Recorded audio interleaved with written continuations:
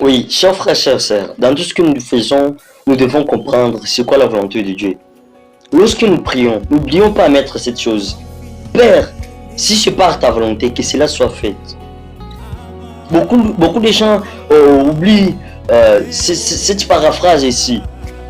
Ils se disent que je prie et j'exige au Père de faire ce que moi je demande. Non, non, non, non. C'est pas ça la prière. Nous devons comprendre les sortes de prières. Nous devons comprendre les sortes de prières. Dans tout ce que nous faisons, nous devons comprendre quelle est la volonté de Dieu dans ça. Quelle est la part de Dieu? C'est quoi la part de Dieu? C'est quoi la part de Dieu? Leçon même la part de Dieu. C'est quoi la volonté de Dieu? La volonté de Dieu.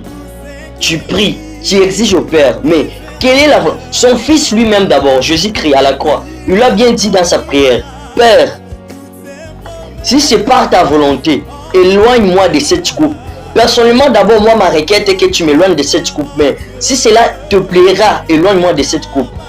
Donc, si la volonté de Dieu jugera bon d'éloigner cette coupe, que cela soit fait.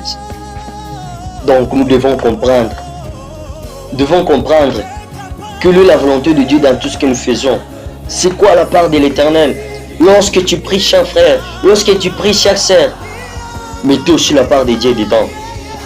Ne prie pas sans mettre aussi la part de Dieu dedans. La part de Dieu est très importante. Dites à Dieu de faire sa volonté.